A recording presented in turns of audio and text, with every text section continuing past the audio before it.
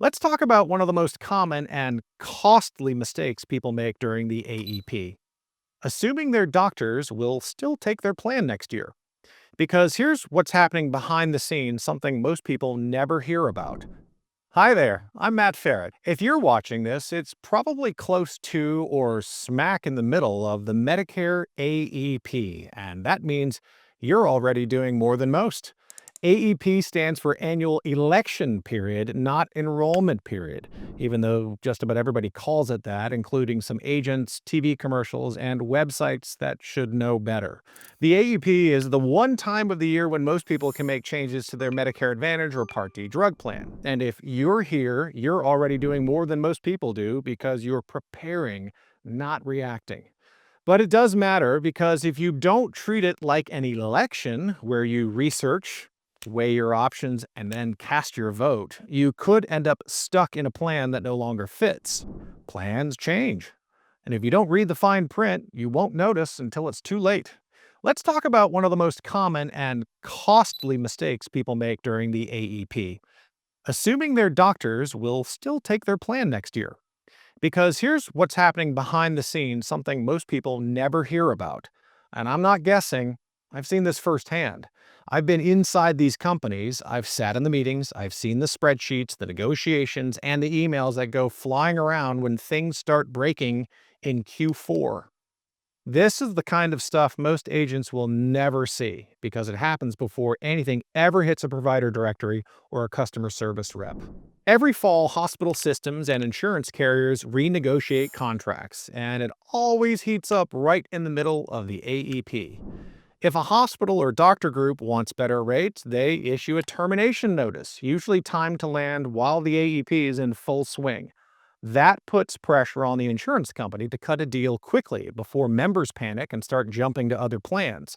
But it goes both ways. Carriers also cut ties with providers they see as too costly or non-compliant. And spoiler alert, they don't care that you just got your knee scoped by that doctor. They care about the margins and market share. And they almost always leave you, the member, the patient, in the dark until it's too late. This is the part nobody really talks about. Hospitals often lose money on Medicare Advantage patients. They're trimming Medicare Advantage carriers that don't send them enough volume. If your plan doesn't have a strong membership base in your area, your doctor might drop them. If your plan is a Medicare-only company without commercial group business attached, that's another strike. Again, I've been in those conversations. Hospital executives are watching the trend.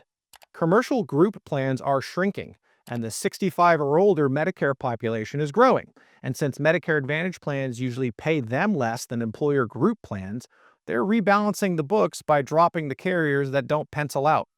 You will not hear this from your agent. You won't find it on Medicare.gov, but it happens every fall, and it can totally wreck your access to care if you don't pay attention. How to protect yourself. If you're considering a new plan or even sticking with your current one, do this. Number one, call your doctor's billing office, not the front desk. Ask this word for word. Will you still be in network for your carrier's name? And then mention your plan type, HMO, PPO, HMO POS, whatever it is, next year. Number two, be specific. Just saying, do you take Medicare Advantage from this company is not enough.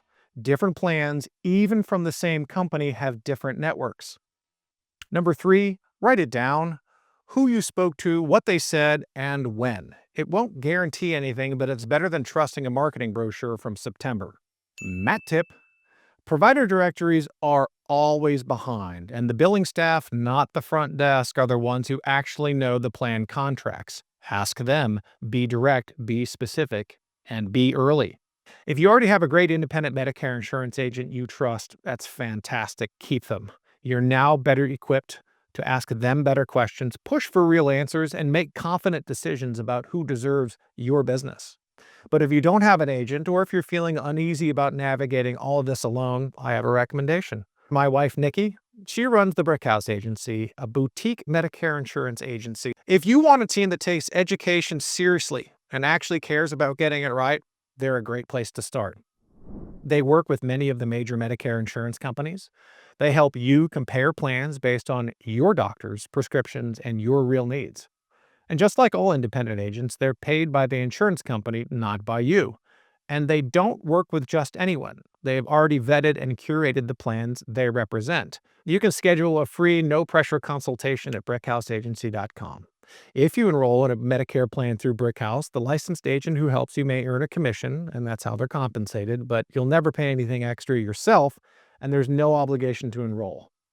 If you do, tell Nikki and her team I said hello. Maybe they'll give you bonus points or something, probably just a smile, but do it anyway.